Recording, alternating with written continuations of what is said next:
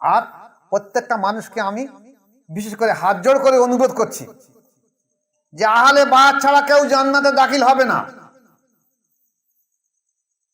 কেউ না। আপনারা আহলে বায়াতের মধ্যে দাখিল হয়ে যান। আপনি যদি মনে করেন আমি কোরআন পড়তে পারি, আমি হাদিস পড়তে পারি, আমি মাওলানা মুফতি হাফেজ কারি শাইখুল হাদিস, আল্লাহ পাকের কাছে এই বিচার হবে না। আল্লাহ পাকের বিচার হবে তোমার অন্তর। অন্তর আল্লাহ জিকিরে জারি আছে কিনা, তুমি আহলে বায়াতের মধ্যে এসেছো কিনা, আমার রাসূল পাক সাল্লাল্লাহু আলাইহি ওয়াসাল্লামের সুন্নাত যে আহলে বায়াত তার মধ্যে তুমি দাখিল হয়েছো কিনা। যদি দাখিল হয়ে থাকো তাহলে তুমি মুক্তির আশা রাখতে পারো, আর যদি দাখিল না হয় তাহলে তুমি মুক্তির আশা তুমি পাবে না। কিন্তু উপস্থিত সুধী মণ্ডলী, আজকেরকার আলোচনা থাকবে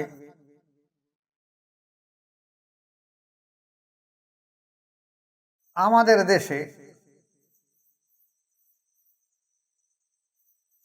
মানুষ মারা গেলে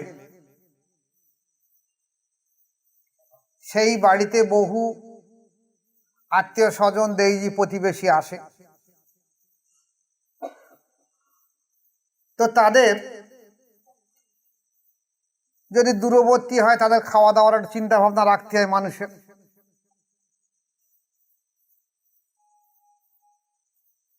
তা আমাদের এলাকার দিকে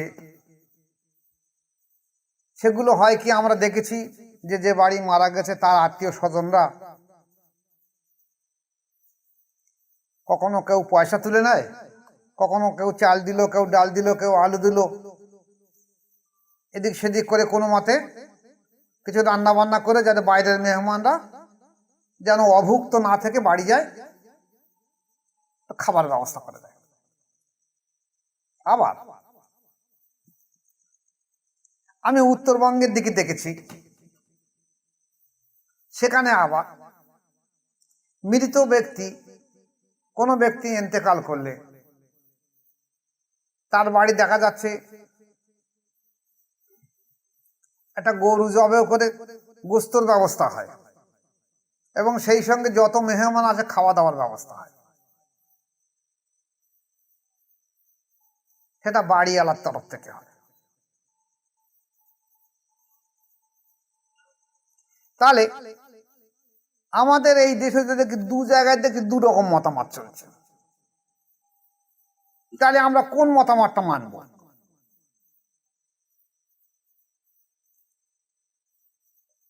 এটাও ঠিক ওটাও ঠিক। এখন দেখা গেছে একটা ব্যক্তি যদি ইন্তেকাল করে মারা যায়, তাহলে তার আত্মীয় স্বজন আমাদের এলাকায় যা করে 100, 200, 50, 500 টাকা এক জায়গায় করে কিছু চাল ডাল আলু মশলাপাতি এনে পাশের বাড়ি রান্না বান্না করে যাতে বাইরের মেহমানদের খেতে দেওয়া হয়। এটা সঠিক হবে না ওটা সঠিক হবে? কোনটা সঠিক হবে? এই সম্পর্কে বিস্তারিত কিছু আলোচনা হবে। তার পূর্বে আমি দুটো একটা কথা বলে নেই।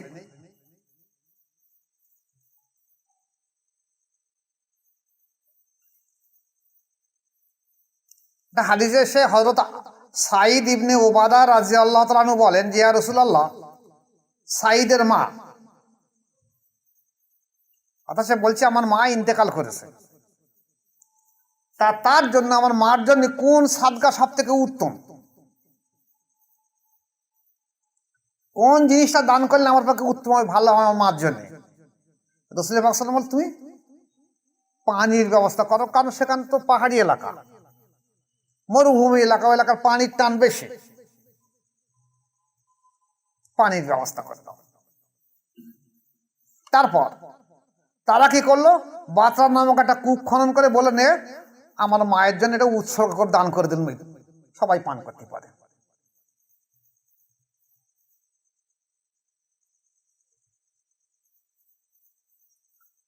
এখন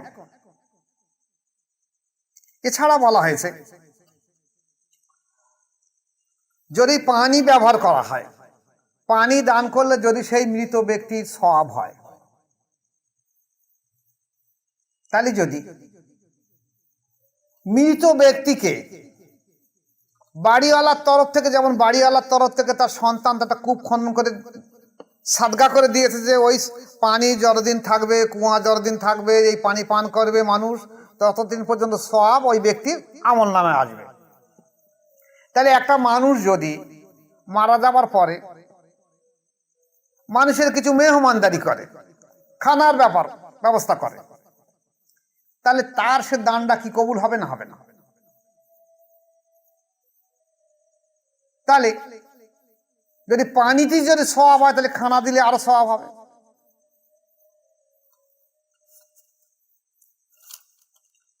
এ সম্পর্কে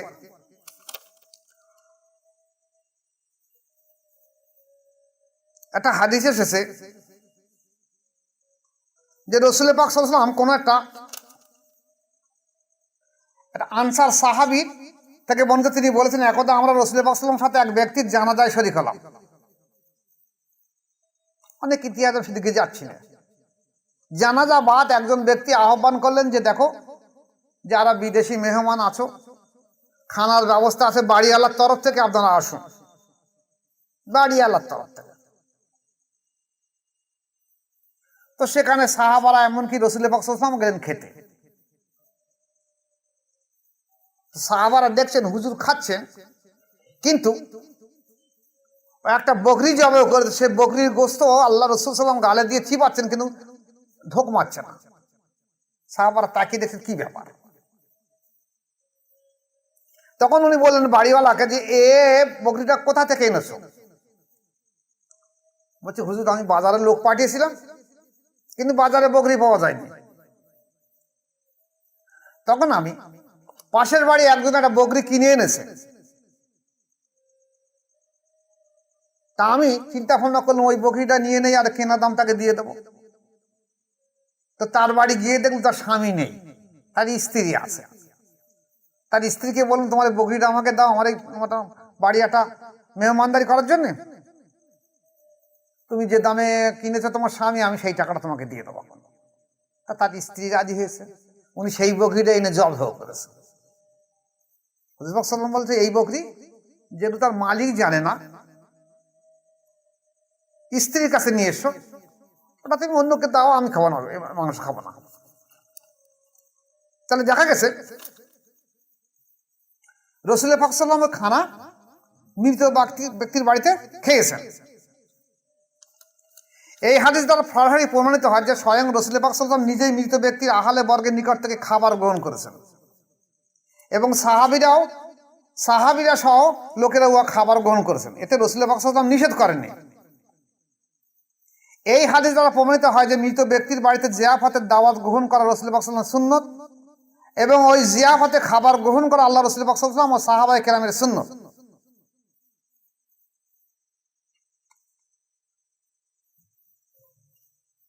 এ বিষয়ে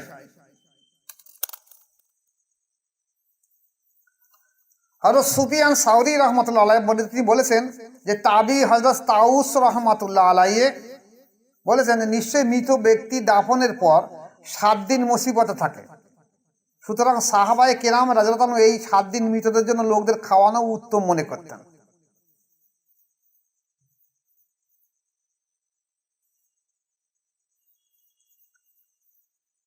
এখন আসুন, তাই যদি হয়ে থাকে এই সম্পর্কে এই রিওয়ায়াতটা সহিহ কিনা সম্পর্কে বলা হয়, জালাউদ্দিন সুয়ুতী রাহমাতুল্লাহ বলেছেন হ্যাঁ এটা সহিহ।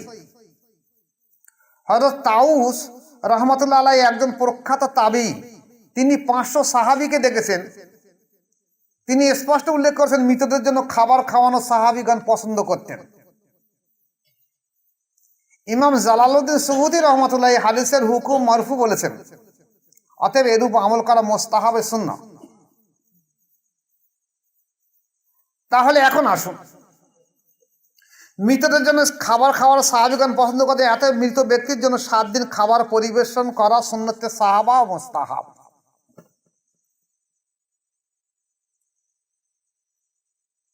এখন আসুন, প্রচলিত এটা তো হয়ে আসে আমাদের,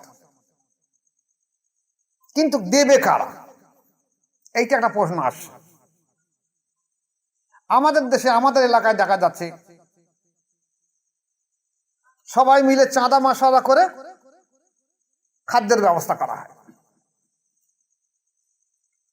এটা করা হয় এই কারণে যে যেহেতু মৌদ বাড়ি, তার একটা শোকের জায়গায় রয়েছে, তা আমরা সবাই চাঁদা মাসালা করে দেই। এখানে দুটো জিনিস হবে। একটা হলো, যদি সবাই মিলে চাঁদা করে এই খানাটা মেহমানদারি করে মেহমানদের দেওয়া হয়, তাহলে মৃত ব্যক্তির কোনো স্বভাব হবে না। কিন্তু কারণ মৃত ব্যক্তির মাল থেকে তো দেওয়া হয়নি, বা মৃত ব্যক্তির সন্তান তো দেয়নি, ওদের তার দেয়নি প্রতিবেশীরা। বুঝলো কি বলেছি? যদি মৃত ব্যক্তির ফ্যামিলি থেকে দিত, যে ভাই আমার তো শোকের সময় আমার মা মারা গেছে, কি বাপ মারা গেছে, কি আমার আত্মীয় মারা গেছে, তা আমি এইগুলো দিচ্ছি, চাল ডাল আলু দিচ্ছি, তোমরা একটু মেহমানদেরকে রান্না বান্না করে আমার আত্মীয় স্বজন যারা মেহমানদের আসছে তাদেরকে একটু খাওয়ার ব্যবস্থা করে দাও। তাহলে এটা বাড়িওয়ালার তরফ থেকে হলি এই খানার সব ওই মৃত ব্যক্তি পেত এবং মৃত ব্যক্তির বাড়িটা পেত। আমাকে তো ভালো করে খেয়াল করবে, তোমার না বুঝতে উল্টো হয়ে যায়, ফল উল্টো বুঝে ফেলে দেবে। কিন্তু যদি ওই দেইজি প্রতিবেশীরা করে, তো ওরা যে মেহমানদারি করেছে মানুষের জন্য, তারা সব ওরা পাবে, এই ব্যক্তি আর পাচ্ছে না। তাই এই ব্যক্তিটা এখন প্রয়োজন রয়েছে, যেহেতু সে দুনিয়া থেকে পর্দা নিয়েছে, তার স্বভাবের দরকার, তার আত্মার শান্তির জন্য দরকার। সে আর কিছু করতে পারবে না, তখন এই স্বভাবটা তার দরকার বলে তার জন্য তার ফ্যামিলি থেকে দেওয়া উত্তম। এখন আসুন, আমাদের দেশে যে রেশম রেওয়াজটা চালু আছে, এটা কি তাহলে কি করা হবে? এটা দুটো অবস্থা আছে, আবার বলছি। একটা অবস্থা হলো,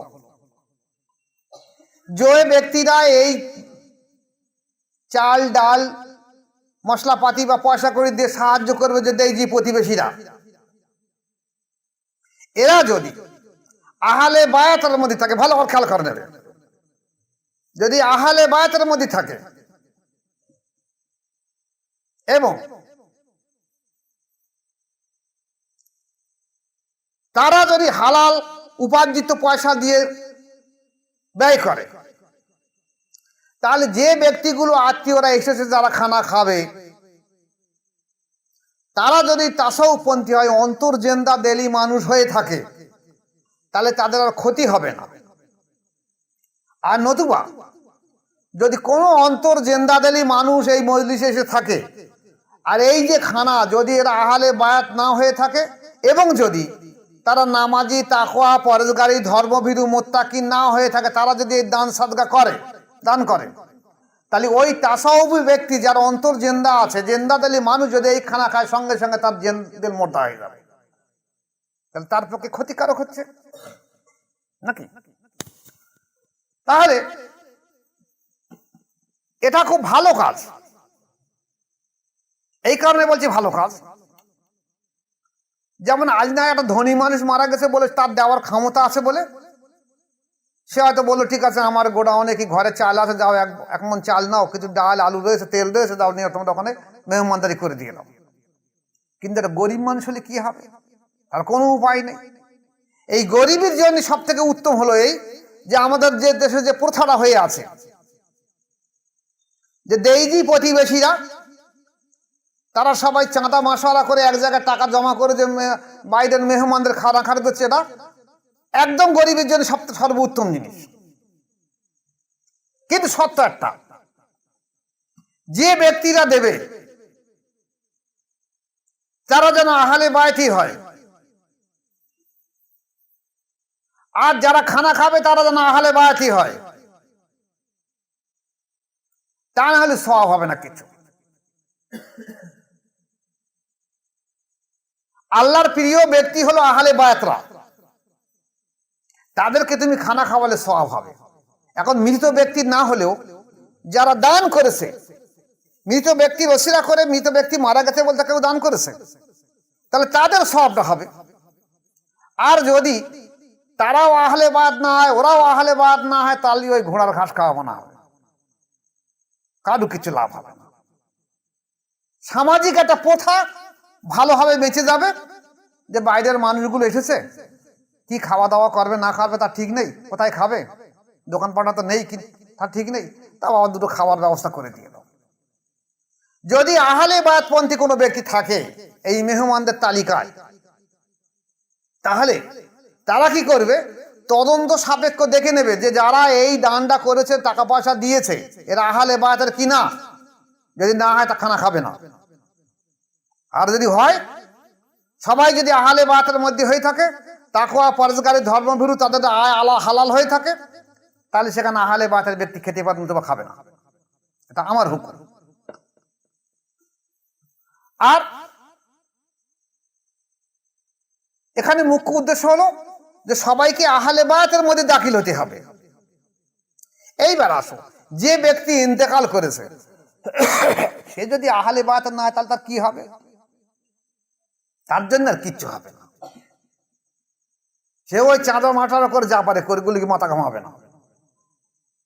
বিশেষ করে আমার মুরিদ যারা বা যারা আহলে বায়াতের মধ্যে দাখিল হয়েছে, যে তরিকায় হোক, কাদরিয়া হোক, চিশতিয়া হোক, নকশবন্দি হোক, মুজাদ্দিদিয়া হোক, এবং সেই তরিকার মধ্যে সে তাকওয়া পরহেজগারি মেনে খাওয়া দাওয়া করছে,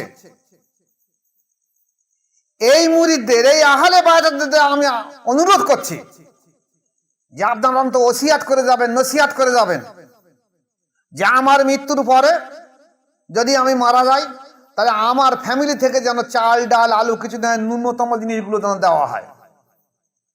বাইরের মানুষ রান্না বান্না করে দেখ, কিন্তু আমার যে গেলে এই সাদগার সওয়াবটা আমার আমল নামায় আসবে। যেহেতু আমি family, head of the family, আমার মালামাল সওয়াবটা আমার আসবে। আর যারা খানা খাবে তাদেরকে অনুরোধ করব তারা যেন আহলে বায়াতপন্থী হয়। আর প্রত্যেকটা মানুষকে আমি বিশেষ করে হাত জোড় করে অনুরোধ করছি যে আহলে বায়াত ছাড়া কেউ জান্নাতে দাখিল হবে না, কেউ না। আপনারা আহলে বায়াতের মধ্যে দাখিল হয়ে যান। আপনি যদি মনে করেন আমি কোরআন পড়তে পারি, আমি হাদিস পড়তে পারি, আমি মাওলানা, মুফতি, হাফেজ, কারি, শাইখুল হাদিস, আল্লাহ পাকের কাছে এই বিচার হবে না। আল্লাহ পাকের বিচার হবে তোমার অন্তর। অন্তর আল্লাহ জিকিরে জারি আছে কিনা, তুমি আহলে বায়াতের মধ্যে এসেছো কিনা, আমার রাসূলুল্লাহ সাল্লাল্লাহু আলাইহি ওয়াসাল্লামের সুন্নাত যে আহলে বায়াত, তার মধ্যে তুমি দাখিল হয়েছো কিনা। যদি দাখিল হয়ে থাকো তাহলে তুমি মুক্তির আশা রাখতে পারো, আর যদি দাখিল না হয় তাহলে তুমি মুক্তির আশা তুমি পাবে না। কিন্তু তুমি যত বড় হাদিস বিশারদ হও, কোরআন বিশারদ হও, হাফেজ হও, কারি হও, মাওলানা, মুফতি যাই হও কেনা, মুক্তি পাবে না। কিন্তু এটা গেল একটা সাইড। আর একটা সাইড হলো যে উত্তরবঙ্গের দিকে যেগুলো আছে, তারা দেখাচ্ছে যে ওরা মৃত্যুর পরে সেই বাড়িওয়ালার তরফ থেকে দেখা যাচ্ছে, আমি নিজে গিয়ে এক জায়গায় গিয়ে দেখেছি যে তারা গরু জবে করে কিংবা ছাগল জবে করে মেহমানদারি করে নাকি, উত্তরবঙ্গের দিকে করে। ওটা এই হাদিস দৃষ্টান্ত ঠিক করে, ওটাকে খারাপ মনে করবে না। আমি আগে খারাপ মনে করতাম যে একটা বাড়ি মারা গেছে, তারা শোকের চিহ্ন তারাই করবে। তারা তো করছে না, তারা দিচ্ছে যে এই যে ব্যক্তি মারা গেছে এ তার আর কিছু নিয়ে যাবে না, তার সম্পত্তি মালামাল সব আমাকে দিয়ে গেছে, আমার সন্তান আমাদের দিয়ে গেছে। তাহলে আমি আমার আব্বার আত্মার মুক্তির জন্য যদি আহলে বায়াতপন্থী যারা এসেছে, এখন নাই মানুষ বায়াত হয় না, কিন্তু সব তো আহলে বায়াতপন্থী ছিল, সেই আহলে বায়াতপন্থী যারা আসবে তারা অভুক্ত থাকবে, দূরে বাড়ি চলে যাবে, তা তাদেরকে আমি যদি খানা খাইয়ে দেই ভালো করে, তারা আল্লাহর কাছে দোয়া করবে আমার বাপ কি মায়ের জন্য। এই খানা খাওয়ার সব আমার এই বাপ বা মায়ের যে ইন্তেকাল করছে তার আমল নামায় এই সবগুলো লিপিবদ্ধ হবে, এই উদ্দেশ্য নাকি তারা করে। তাহলে ওটাও ঠিক আর এটাও ঠিক।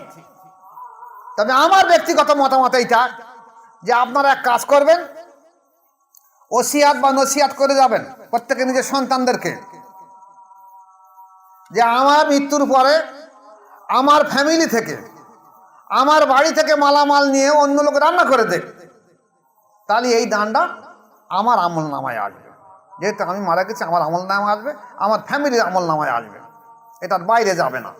আর যদি আমি ইন্তেকাল করেছি, আমার ইন্তেকালের খবর শুনে মানুষ এসেছে, অনেকে আহলে বায়াতপন্থী এসেছে, সেই চাঁদা মশলা করে টাকা পয়সা দিয়ে খানা একদম রান্না করবে, আর সে তাই খাওয়ার পর তার কল যদি বন্ধ হয়ে যায়, তাহলে আমার মৃত্যু এটি এসে তার কল বন্ধ হয়ে যাওয়া মানে বিরাট ক্ষতিকারক হবে, আফসোস হবে যে আমার মৃত্যুর সময়, মৃত্যুর পরে তারা জানাজা উদ্দেশ্যে এসে, ভালোর জন্য এসে, আমার জন্য দোয়া করতে এসে, তা আমার জন্য দোয়া করতে এসে আমার এখানে খানা খেয়ে তার কল বন্ধ হয়ে গেছে, মৃত্যু কল, তার জীবিত কল বন্ধ হয়ে গেছে।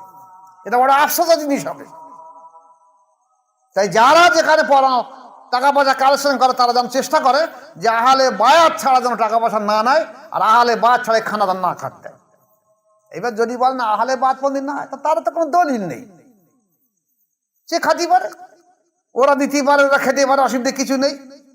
তাছাড়াও পন্থী যাদের অন্তর শুদ্ধ সুস্থ আছে, যদি সে জেনে বুঝে দেখবে যে এখন খাবার মতন হয়তো খাবে না, খাবার মতন না এটা সে খাবে না, হয়েছে। তাহলে মূল নির্দেশটা কি হলো, যে মৃত ব্যক্তি বাড়িতে যদি রান্না বান্না করে মেহমানদারি করা হয়, এটা রাসূল পাক সাল্লাল্লাহু আলাইহি ওয়াসাল্লামের সুন্নত বা মুস্তাহাব, ভালো কাজ, মৃত ব্যক্তির জন্য ভালো কাজ আল্লাহ রাসূল করেছেন, সাহাবারা করেছেন, আমরাও করতে পারি সেইভাবে। আমরা করি তার ঘুর পথে করি। আজ থেকে এই নীতি শিক্ষা নিয়ে আমরা চেষ্টা করব যে আমরা এই মোতাবেক চলার জন্য। এই প্রসঙ্গে আর একটা কথা আপনাদের সামনে বলে দিয়ে দিই, যেটা একটা বড় জানা বোঝার জিনিস, যে আমাদের দেশে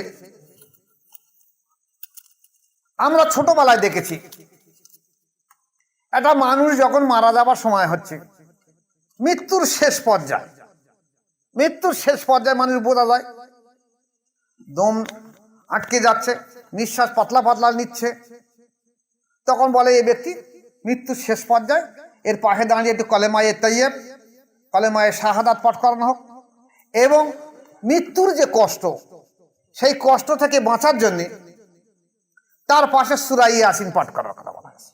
সূরা ইয়াসিন পাঠ করলে মৃত্যুর আযাবটা একটু আসান হয়ে থাকে। দীর্ঘদিন ধরে এই রেশম রাওয়াত চলে আসছে। এখন আবার দেখছি আলেম ওলামারা ওয়াজের মজলিসে বলছে যে মৃত ব্যক্তির পাশে কোরআন তেলাওয়াত করা যাবে না।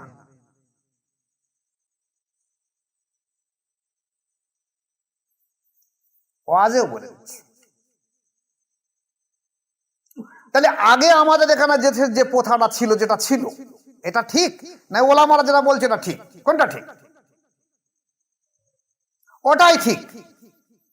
এই ওলামারা যেটা বলছে এটা ওয়াহাবি মতাদর্শে, এই ওলামারা এমন ভাবে এদের মগজ দোলাই হয়ে গেছে যে ওলামারা নিজেরা বুঝতে পারে না যে আমি ওয়াহাবি মতাদর্শের মধ্যে এত নিখুঁত ভাবে ঢুকে গেছি। বুঝেছে? ওলামারা বুঝতে পারছে না। সে বলছে আমি তো সুন্নি জামাত, আমি তো সুন্নি দল তৈরি করি, আমি আহলে সুন্নাত দল তৈরি করি, কিন্তু মতাদর্শে এত নিখুঁত ভাবে ওয়াহাবিদের মধ্যে ঢুকে গেছে সে নিজেই বুঝতে পারছে না। যার জন্য তারা বলছে, অনেকে ওলামা এমন কথা বলছে যে দেখো তুমি যে আমল করে গেছো সেটা তোমার যথেষ্ট, আর তোমার মৃত্যুর পরে তোমার পাশে যদি কেউ কোরআন তেলাওয়াত করে, তোমার যদি কলেমা খানি করে, তোমার যদি দোয়া খায়ের করে, তোমার কোনো কল্যাণ হবে না। কোথায় পেয়েছে এরা এসব? নিখুঁত ভাবে ওয়াহাবি মতাদর্শ ঢুকে গেছে। এর থেকে আমরা বাঁচবো কিভাবে?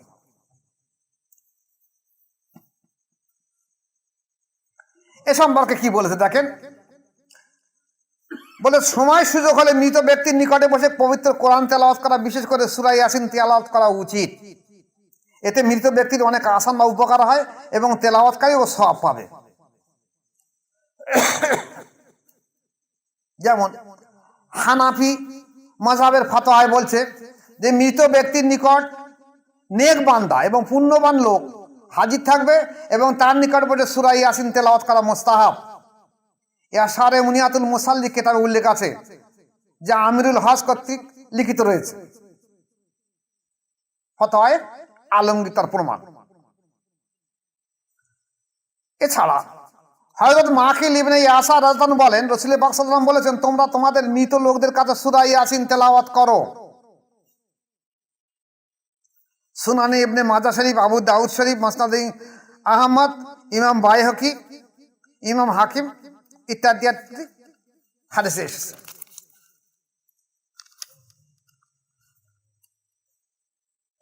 এখন আমরা তাহলে কি করব?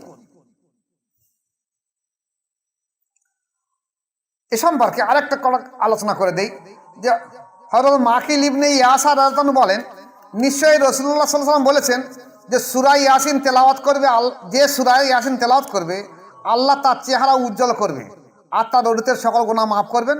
তোমরা সূরা ইয়াসিন মৃতের কাছে তেলাওয়াত করো। ইমাম বাইহকি, হাদিস নম্বর 2231। ইমাম মোল্লা আলী মেরকাত সারে মেশকাত, পঞ্চম খণ্ড 64 পৃষ্ঠা। এছাড়া মেশকাত শরীফ হাদিস নম্বর 2178।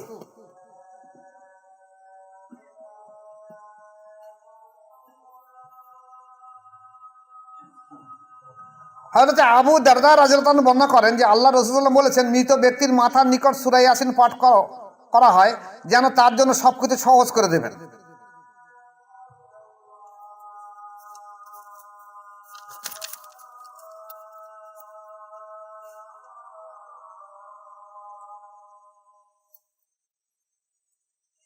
তাহলে এখানে দেখা যাচ্ছে যে মৃত ব্যক্তির কাছে কোরআন তেলাওয়াত করা আল্লাহ রাসূল সাল্লাল্লাহু আলাইহি ওয়াসাল্লামের হুকুম। হযরত মাকিল ইবনে ইয়াসার রাদিয়াল্লাহু হতে বর্ণিত, নিশ্চয়ই আল্লাহ রাসূল বলেছেন এমনইভাবে সূরা ইয়াসিন বলেছেন যে এমনইভাবে সূরা ইয়াসিন হলো কোরআনের কল্প। আখিরাতের ধার প্রান্তরে এসে বান্দার কাছে ইয়া পাঠ করা হয় একমাত্র আল্লাহর ক্ষমা লাভের আশায়, যেন তার পূর্বের সকল গুনাহ আল্লাহ পাক ক্ষমা করে দেন।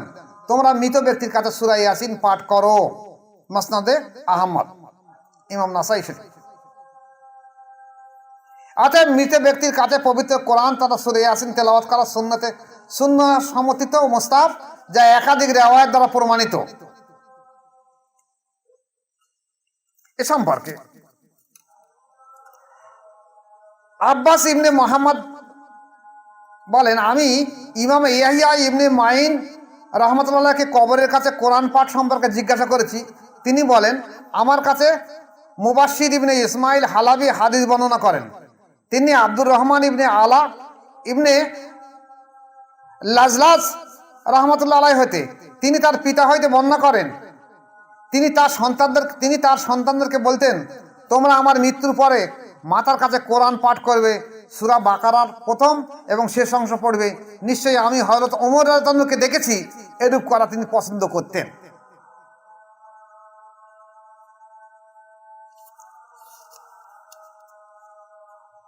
ইমাম বাইহাকি এই হাদিস সম্পর্কে সহিহ বলেছেন, হাসান বলেছেন।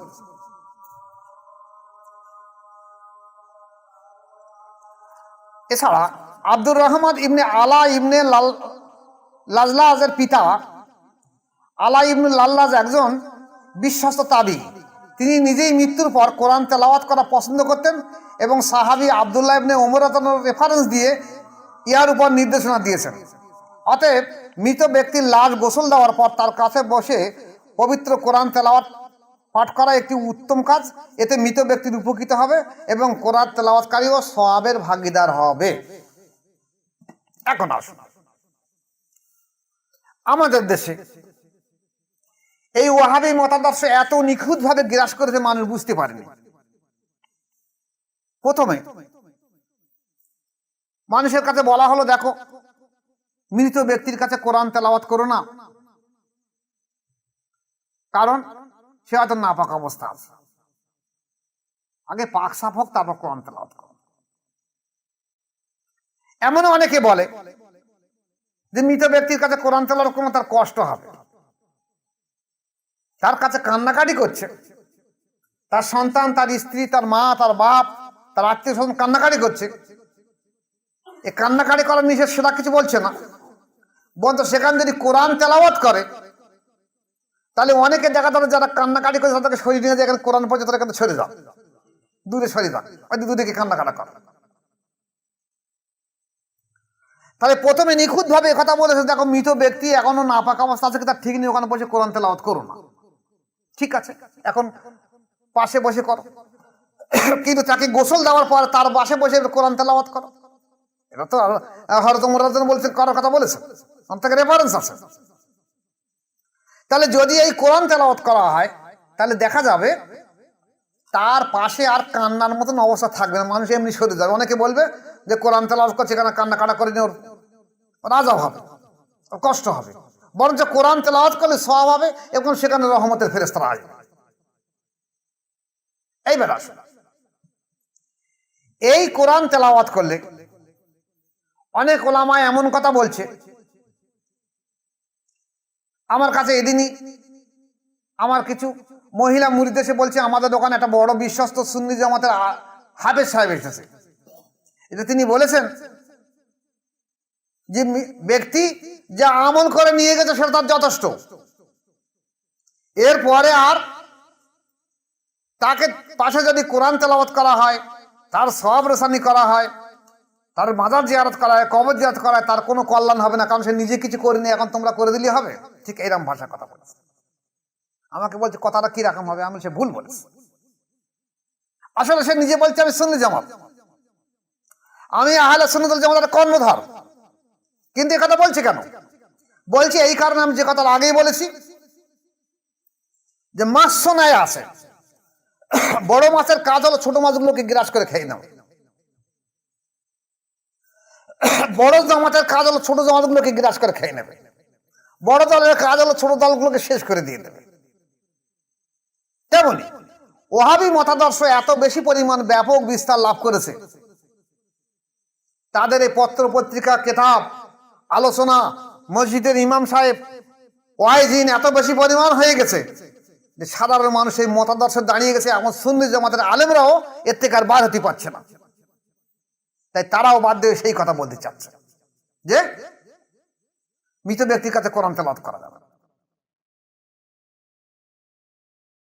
মৃত ব্যক্তি, যে ব্যক্তি মারা গেছে,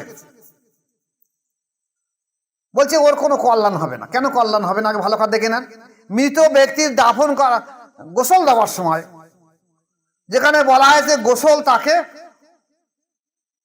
হালকা গরম হালকা ঠান্ডা পানি দিয়ে গোসল দেবে, বেশি গরম দিও না, তার কষ্ট হবে। সে বুঝতে পারে যে আমার বেশি গরম দিয়েছে, সে বলতে পারছে না, তার কষ্ট হচ্ছে। বলা হয়েছে যখন লাশ গোসল দিয়ে দেবে, ডান কাত কিংবা বাম কাত করবে, তখন আস্তে আস্তে করবে, আর লাশের কষ্ট হয়, তাহলে সে বুঝতে পারে। বলা হয়েছে লাশকে যখন জানাজায় নিয়ে যাবে ঘাড়ে করে, তখন আস্তে আস্তে নিয়ে যাবে যেন গাড্ডায় না পড়ে, কারণ লাশ ধরে যখনই হয় লাশের কষ্ট বোধ হবে।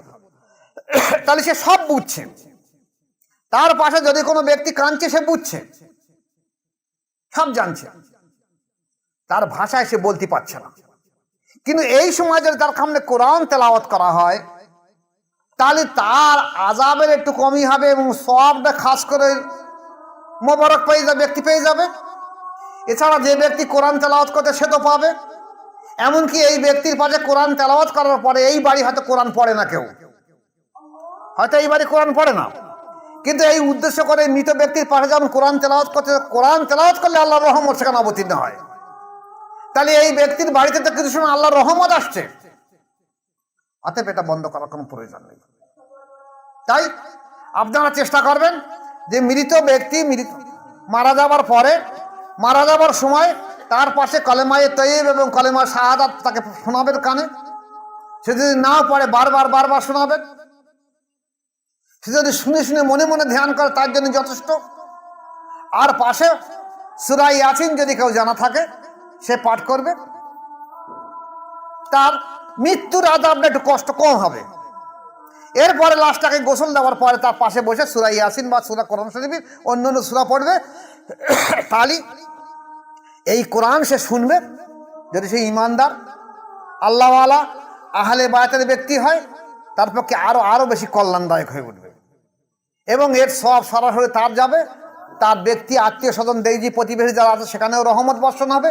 যে ব্যক্তি পড়ছে তার উপরে রহমত বর্ষণ হবে। কোরআন যেখানে পড়া হয় আল্লাহর রহমত সেখানে অবতীর্ণ হয়। এই ব্যক্তির উপরে যে পড়ছে তার উপরে আসছে, যে লাশ মোবারক আছে তার উপরে আসছে, যে বাড়ি পড়ছে তার উপরে আসছে, এটা আল্লাহর রহমত। তাই আপনারা চেষ্টা করবেন যে গোসল দেওয়ার পরে তার পাশে বসে কোরআন তেলাওয়াত করা, খবরদার এই ওয়াহাবি আকীদার উপরে দাঁড়াবেন না। বুঝেছ? আল্লাহ পাক আমাদের প্রত্যেক ভাইকে এর উপরে আমল করা এবং টিকে থাকা তৌফিক দেখ। আমা আলাইনা ইল্লাল বালাগ। আসসালামু আলাইকুম ওয়া রাহমাতুল্লাহি ওয়া বারাকাতুহু।